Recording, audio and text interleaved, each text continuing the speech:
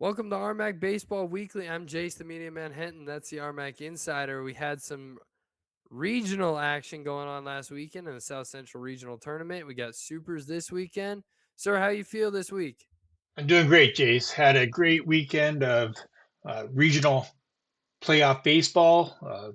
Some great teams playing each other, and we have Mesa moving on now to the Super Regional, and we're going to have two of the best teams in the nation going head to head to advance into the College World Series. And we have two great broadcasters. I'll be on that call again this weekend with you and Dean Allen. Yeah, big time Super Regional coming up this weekend. It's going to be one of the ones I think everybody is going to have their eyes on this weekend. But let's break it down. Let's start with day one of the South Central region. Now it's split into two brackets. First one we're going to look at is Metro's side, where they took on the Rams of Angelo State. This game is just more MSU Denver kind of hurting themselves. Bottom of the first, runner stealing second. Noah Wicks, one of the best catchers in the conference, ends up hitting the runner with the ball. It goes into center field, and he gets to third. And here we see what Noah Wicks does. He just guns guys down. I mean, they're able to do it, and this game just didn't happen. In the top of the fifth, runs on first and second. Jared Swarbrick, he tries to get it past him, but the bunt doesn't go quite how he wants. They get the out at first, or excuse me, at third. Then runners on first and second still. Noel Wicks, he singles to bring in Abelhausen. Game's tied, but bad luck continues. Royce Van Dyne, hits a single, but Swarbrick is out at home. Just a great throw by the outfielder. Bottom of the fifth, two outs. Basically a pickoff attempt goes into right field in foul territory, and yeah, runners advance. Then high chopper brings in a run, then a double brings in another run, and before you know it, Angelo State is up. Bottom of the sixth, Angelo State scores two, but NSU Denver, get out of the inning with a 5-2, 6-4 double play. Don't see that very often, but yeah, it's just a game. It was just odd. Just felt like MSU Denver should have come away with it, and they just didn't. Yeah, and we talked about last week how this was going to be kind of a tougher regional for them, especially you got to face Angelo State, and then you got to turn around, you got to face the two seed in this situation in UT Tyler. But I think you're absolutely right. Very uncharacteristic that we saw from Metro State Denver with the Roadrunners. A very uncharacteristic baseball game all the way around in game one for them. And then they get game two, they get UT Tyler. And it's like, okay, you got to play characteristic baseball because if you don't, they're going to beat you one on one. Unfortunately, as we're going to see, they play their baseball for a while, but not for the entire game. I mean, here in the top of the second, Gavin Schma, he gets a hold of one with two on, but it dies, on the warning track for the third out. Bottom of the second, MSU Denver is cruising. They keep UT Tyler basically hitless through two. In the bottom of the third, UT Tyler gets a run on a home run, but watch this great play by Royce Van Dyne and full catcher gear and everything. You run down this pop fly and is able to make that catch. Big play. Makes it look easy. Top of the fourth, MSU Denver is down 1-0. Noah Wicks gets caught leaning. The pickoff throw goes to first, and he ends up getting thrown out at second. Bottom of the fifth, down 2-0. Van Dyne, another great play here, gets to throw to second, and they get the out as the runner doesn't stay on the base.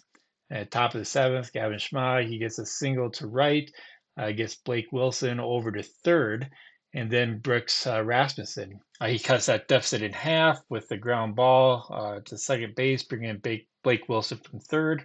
In the bottom of the seventh, bases loaded, balls hit to Marcus Abelhausen. At shortstop, he makes a great play, getting that force out at home, and then gets strike out the next batter. You have a bases loaded jam. But we go into the top of the eighth, and here's kind of where the backbreaker was. UT Tyler, they open it up with Spencer Simpson hitting a grand slam. UC Tyler goes on to score six in that inning, and they end up winning, 8-2. And really, they played great with one of the best teams in the country, and just kind of again, it just didn't take advantage of opportunities, and more or less just hurt themselves. Yeah, and I think you hit it right on the head. Metro had some things that could have gone their way a little bit better, could have capitalized on certain opportunities a little bit more than what they did. And that's the thing in playoff baseball, when you get opportunities to capitalize, you got to take it, because if you don't, that's where you're going to hurt yourself. These guys have been playing in tournaments from the time they were in Little League to now. They know that, okay, if we don't take advantage of these opportunities, we're probably not going to win ball games. And, UT Tyler got some good help on the mound.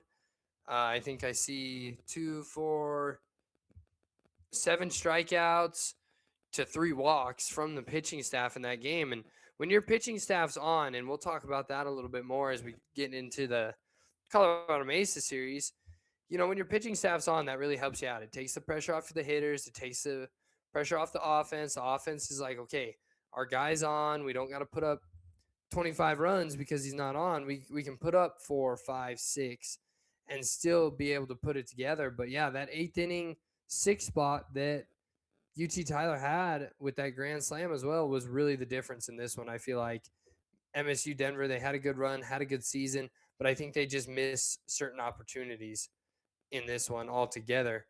As we head a little more west, oh, go ahead. Yeah. Hey, before we kind of move on, I just want to make sure and point out what a great game Sam Kaufman had.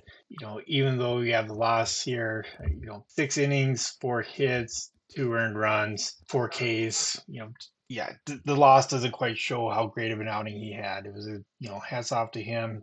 Great performance, and yeah, unfortunately, MSU Denver's season comes to an end earlier than I think it should have, and I'm sure earlier than I think a lot of the guys on that team and the coaching staff think it should have as well. Yeah, as we head a little more north and a little more west, we head to Grand Junction, where Colorado Mesa faced Lubbock Christian, who had fallen to St. Mary's earlier in the game. I had the privilege of calling this one with my good friend Dean Allen, and we'll just let you run through it, Mr. Insider. Lubbock Christian, they end up scoring 6 in the top of the first and 3 in the top of the second to take a 9-0 lead and kind of gave the Maverick faithful blood pressure, skyrocketing here. But second here comes Mesa. Joey Blank gets an RBI single in the top bottom of the third. Jackson Lapiner, he hits a solo shot to right center, cutting the deficit to 9-3. Still in the bottom of the third, Joey Blank. He's going to come up again, and we're going to hear his name a lot this game. Here he hits a grand slam, really kind of giving the Mavericks life and momentum here, making it 9-7. In the bottom of the fifth, Joey Blank again. He has a sacrifice fly to center. Rocco DiFrancesco is able to tag up and score from third. In the top of the sixth, Joey Blank, he gets it done, in the field as well. He makes a great diving catch, pops up off the ground, and gets the throw to first to get that out. Bottom of the seventh, Mesa takes a 10-9 lead, and they add on to it with bases loaded. And Trevor T, he has a sacrifice fly to get a run in.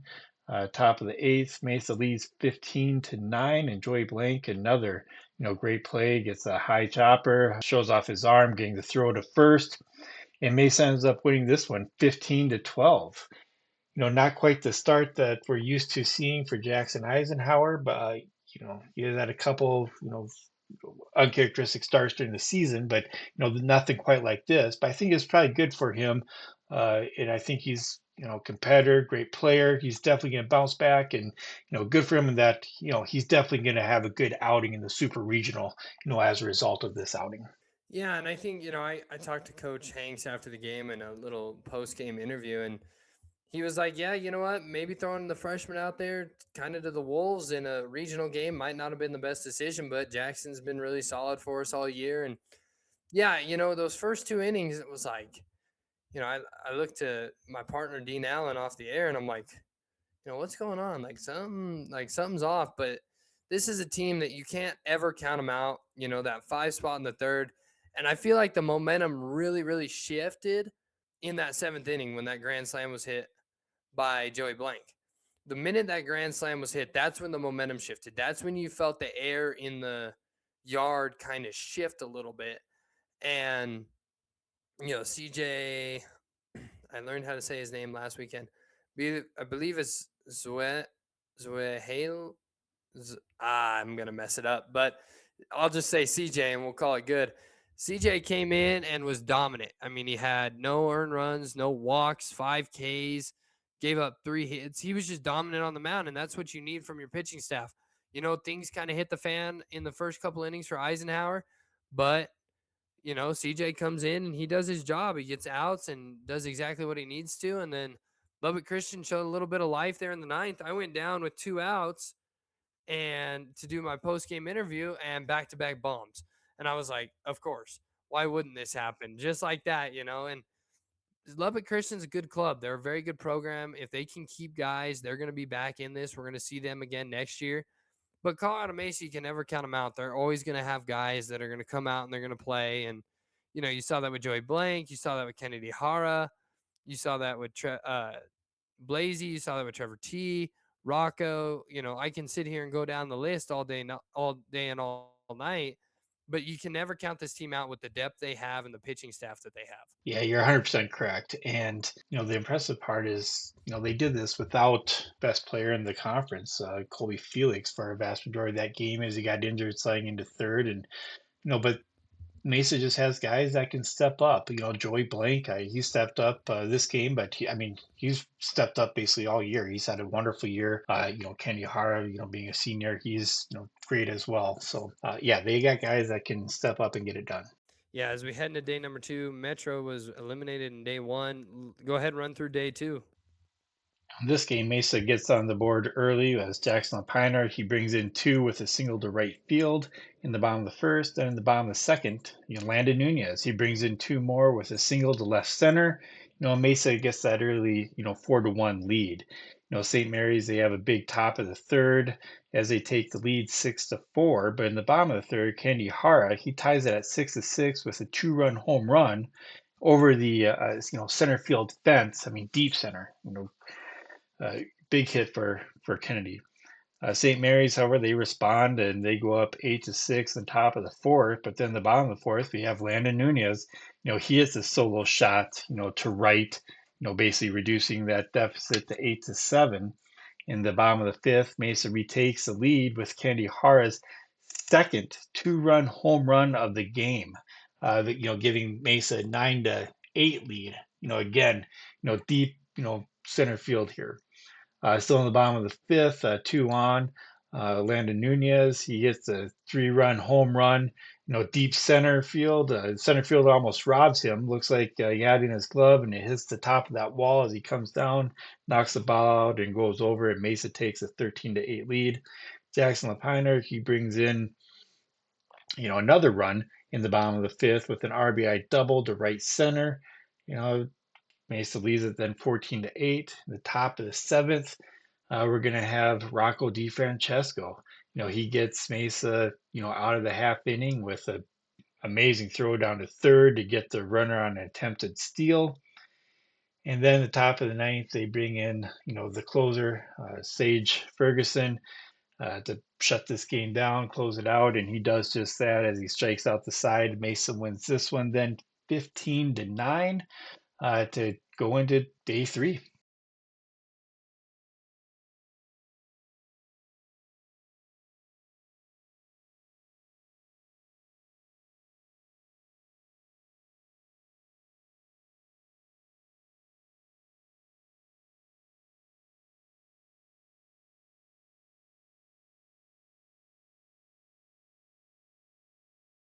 Yeah, and Kennedy Hara, the baseball had to look like a beach ball for him. He goes yard twice, has a big one. And he just had a game. He was, I believe, 2 for 4 on the day, 3 for 5. Okay, so close enough. And he had 2 home runs. He had a double. He was just, the baseball looked big to him. And when a guy can see the baseball big, that's when you're going to have problems pitching to him. And they kind of started to throw away from him and try not to give him anything to hit the rest of the series that we're going to see here later on. But Colorado Mesa, the pitching was excellent in this one. You brought in the pin, you brought in the closer. The pin really did their job. And that's the thing is when you can get your pitchers to do exactly what they need to do, they're going to fight back. And, I talked to Coach Hanks. I asked him, what's the message to this team going into game two, that St. Mary's was going to have their backs against the wall. They were going to give them their best shot either way because they are the number one team in the country, but you also have your backs against the wall. Coach Hanks told me, we just got to keep doing what we're doing to get here. Everything we've done up until this point has got us here. We got to keep doing that. And I think they definitely received that message. As we head into day three here, we'll head into day three. You'll see that definitely. Yeah, and you mentioned Kennedy Hara having a great game, and he did. But Landon Nunez, he had a great game as well. 3 for 3, 6 RBIs, 3 runs, a solo shot, and a 3-run home run.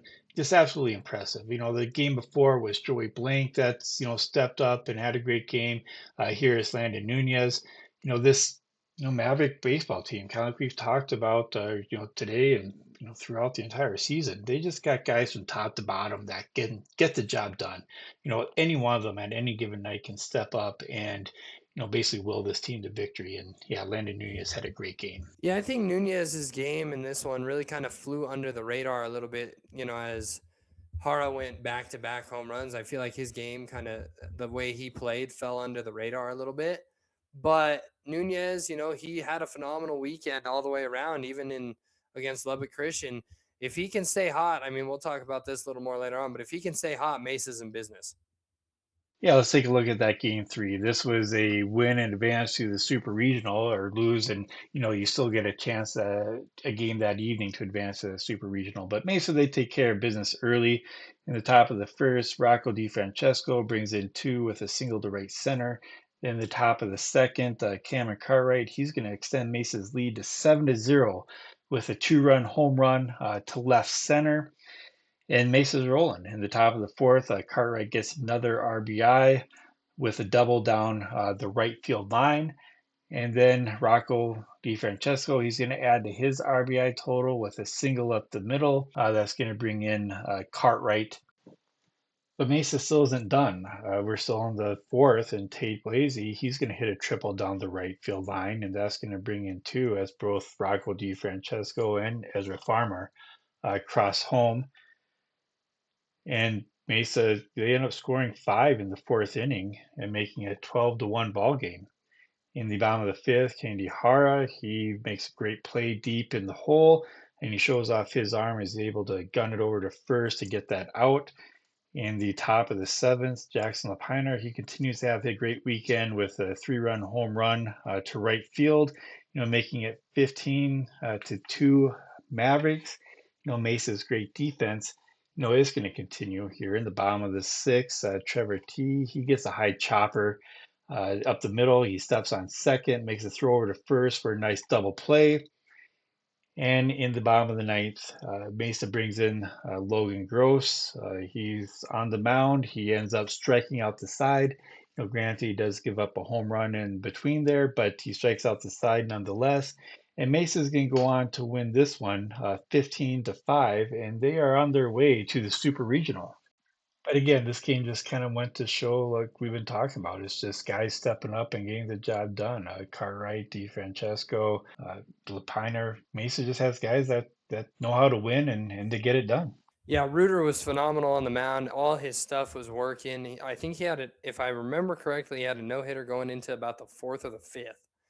And everything was working for him. He was able to go, I believe it was 6 complete innings. Yeah, 6 complete innings, only giving up 3 hits, 2 runs, one of those earned, 4 walks to 5 Ks. And once again, the lineup did their thing. I'm waiting. I'll tell you what, I have a bold prediction for a player that's going to go off. We'll get to that when we get to the Super Regional. I got a bold prediction of a guy I think that's going to have a weekend. I thought he was going to do it in this game. Just kind of the ball didn't go his way a little bit, more or less. But yeah, I think Caleb Reuter was phenomenal. If he's on again this weekend for Colorado Mesa, I think it's going to be huge. And if he can get the rest of the team can also get going, I think it's going to be huge for them. I think you're going to see the home crowd here in Grand Junction behind him as well. I'll save all that for when we get to the Super Regional, when we get to that talk. Yeah, so as we take a look at the Super Regional bracket, you're going to have UT Tyler playing Colorado Mesa. I think out of this whole series, best 2 of 3, I think Ezra Farmer is due for a big game. I think he's going to have a huge game at some point in this regional, whether it's game 1 or game 2 or even game 3. I think Ezra Farmer's going to be a player to watch this weekend. I think he's going to have a big weekend. Obviously, Caleb Reuter's another guy that I think is going to have a big weekend. Dean Allen and I will be on the call for this one, so we'll see if my prediction becomes right. And if it doesn't, I know I'm going to hear it for sure. So, but I think Ezra Farmer is going to have one game that's going to really stand out from the rest. I think he's due for a big game. We haven't seen him have one in a little while. I think he's due for a big one. And I love that prediction. I think Ezra Farmer is a great player, and I can definitely see him going off this series. If I'm going to make a prediction here, I think it's going to be Cameron Cartwright that's going to end up having a huge, game, huge series. He's just a phenomenal player, and I think he's going to, really have a breakout series this series. And it's going to be a great series. I mean, we have two absolutely phenomenal teams going head to head against each other. UT Tyler, they're 46 and 11 overall. They're 21 and 6 on the road. Of course, this is going to be played in Grand Junction. Mesa, they're 52 and 5 overall, 33 and 1 at home. D2 baseball has, UT Tyler ranked 8th in the nation. The National Collegiate Baseball Writers Association has UT Tyler ranked ninth in the nation. Mesa, they're first in the nation by both D2 baseball and the National Collegiate Baseball Writers Association. Both these teams have pitching staffs that are just phenomenal. They can shut any team down, and they also have lineups that can put the bat to the ball and score a lot of runs. I mean, it's yeah, we're all in for a treat. And if you are a baseball fan at all, I mean, this is a series that you're not going to want to miss. Definitely, glad that it's in Grand Junction. Definitely, bodes well for Mesa with their home record. And yeah, I think with that home crowd, as we saw, last weekend, I mean, there was hardly a seat, in that place that can be found. I think that behind that crowd and being comfortable and at home, they definitely get it done, and they're going to move out of this going into the College World Series. Yeah, and well, and the thing with UT Tyler is they lost that first game to Angelo State, and then they came back with some vengeance. I feel like this series is going to go 3 games. I can't make a pick on who I think is going to win it, but the thing I will say is it's hard to come into Grand Junction and win. Obviously, I've spent the past 4 years at New Mexico Highlands University. I've been here for basketball. I've been here for baseball. It's hard to come in any sport. It's hard to come into Grand Junction and win, especially with the home crowd that they get. This being playoff baseball, the home crowd is going to be a little bit bigger. I think the 3 games that Mesa did play, they sold it out. It was a sellout. You could see it in the stands. There was not a lot of sitting room. It was more standing room only type of situation. And we'll see how UT Tyler responds. I think they're a team that's battle tested and built for this as well. So I don't think they're going to be, just kind of rolling around in here and expecting certain things. I think they're going to be a team that's going to come out, they're going to fight, and they're going to have a lot to play for. They're going to have that chip on their shoulder. Everybody's kind of expecting Mesa to just kind of come through and roll through it. And I don't think that's going to be the case. I think this does go all 3 games for sure. And it's a busy weekend of baseball here in Grand Junction. You got the Junior College World Series coming into town as well. So there's going to be a lot of people who, let's go catch this game on Thursday and Friday to feed their baseball itch that they're going to have going into the Junior College World Series. And then they get a whole week of amazing junior college baseball as well. But I think, yeah, it's hard to come to Colorado Mesa. It's hard to come to Grand Junction and win.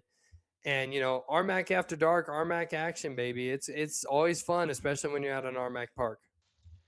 Yeah, and those baseball fans are going to be in town for the Junior College World Series. If they're going to try to take in this any of the games in this series, they need to make sure they get there before first pitch. They show up second, third inning, they're not going to find a seat for this one. This is going to be the hottest ticket in town, and everyone's going to be there rooting on the Mavs and you know making sure that they win and get on to the college World Series here. And also for those baseball fans, that last graphic, those start times of 9 o'clock, that was Eastern time. So the start time for these games, Thursday, Friday, and potentially Saturday, is all going to be 7 o'clock Mountain time. Kind of mentioned the pitching staff of both these teams have the ability to just shut people down. Well, for UT Tyler, Julio Garcia, he was the pitcher of the year in the Lone Star Conference. He's basically their ace. Caden Copeland, he was a first team, all conference in the Lone Star Conference, along with Julio. Dylan Bloomquist, he has 15 starts on the year. This is a pitching staff that's going to be fun to watch. On the other side, though, we all know what Jackson Eisenhower can do, and kind of like Jeff was wondering if he should have thrown him out to the Wolves last game. 100%, I think he should have. That's how you get experience and you learn what playoff baseball is all about. And he's the type of guy that is just an athlete, a competitor. He's going to learn and make adjustments, and I totally expect him to come out and just have a dominant performance. Reuter, the senior, he's going to be, leading, the team, the charge. He's going to have a great performance. I wouldn't be surprised if this one's done in 2 games, and truly hope it is. My only concern is I'm not sure that all everything Kobe Felix is going to be able to play. Really hope he can. He's a great asset, and definitely the number one team in the nation with him on the field. I definitely think your pitching probables are almost exactly correct. I know a lot of coaches will think, okay, let's throw the ace game one, so then we can use him in game three. Obviously, Colorado Mesa, they have the depth, and obviously UT Tyler does as well. But I think the thing you're going to notice is Reuter and Garcia, who I think have been phenomenal for both of these squads all season long. They could make it. They're probably an ace on any other staff. That's the thing about Colorado Mesa and UT Tyler is you have aces all up and down really as your starters. And I think, game two, depending on how game one goes for each one of these teams, no matter who loses, game two, you've got your backs against the wall and you want your best out there. I think game two, you're going to see those two guys go at it. And I think you're going to see a rubber match pretty much all weekend long because if you can keep teams kind of down and not allowing them to hit the ball as well, I think that's going to help you out a lot. I think you'll see a lot of out of these 3 games, I think you're going to see some one-run ball games. Things like 2-1, 1-1, 3-2, or not 1-1. You can't get 1-1. 1-0, 2-0, 3-0, 3-1, 2-1. I don't think you're going to see a lot of high scoring. But then again, it's the RMAC field. It's an arm action type of situation. You never know what you're going to get, especially in these yards. The ball flies in these yards. At nighttime, the ball flies a lot in Grand Junction. It'll take off on you really fast. So I'm really excited to see how this one plays out.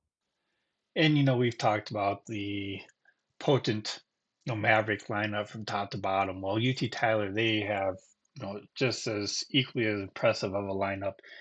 Tanner Hornbeck, he leads the team with a 364 average. He was the second, team all conference in the Lone Star. Cole Ketzmer, he has a 362 average. He was the player of the year in the Lone Star Conference, first team, all conference. Luke Smith, he has a 354 average, third team all conference. Caston Mason, a 346 average. He was third team all conference. Connor Clark, 340. He was second team all conference. Brock Bearden, 331 average. I mean, these guys, can hit, and yeah, when we have great pitching against great hitting, I mean, what else can you hope for? I mean, this is just a baseball fan's dream. Definitely looking forward to it. I'm here for it. This is Division II baseball playoffs at its finest. And then to top it off, we're going to have two of the best commentators, in the RMAC, doing the broadcast here with you and Dean Allen. Pleasure listening to you guys last weekend. It's just a blast, and really looking forward to, listening to you guys kind of call super regional, round of the national tournament. Just excited to, take it all in. We truly have two of the best teams in the nation, playing each other this weekend in Grand Junction. If you have a pulse, you truly have to be excited for this game. I know I am. I just can't wait for it to get started. Can't wait for tomorrow. Let's go. Absolutely. So full baseball weekend of super regional action. Make sure you catch that. I believe it'll be on NCAA.com, RMAC Network, and the Lone Star Network. So full weekend. Give your boy a listen. He'll be on there along with my good friend Dean Allen. We'll be on there giving you all the insight, all the baseball talk we can as we get going here. once again, want to thank you all for listening. Want to thank you, Mr. Insider, for putting this all together. Everything you guys see, I say this every week. Everything you guys see is him. He takes care of all this. He's got it all figured out. I just kind of show up with a microphone in my hand and a headphone in my ear, and I just talk for the most part. So he does a lot of the grunt work, and I don't know what the super regional after the super regional is going to look like. Colorado Mesa might be moving on, so we'll just kind of see how that plays out at the end of this. Once we continue to move on and roll on, and we'll go from there. But I want to thank you all for tuning in all season long with me, and Mr. Insider, I want to thank you for putting this all together. No, thanks, Jace. I appreciate that. And, as always, thank you for showing up with your microphone and talking. Really, if it wasn't for you, I wouldn't be doing this. So you just really help me out anytime that, I just kind of start rambling on and on or kind of get, lost with my words. Yeah, you're there to always kind of step in and get things back on track, keep things entertaining, and keep things running smoothly. So truly can't thank you enough. Appreciate it. We'll see you all next week to break down the super regional right here back on RMAC Insider.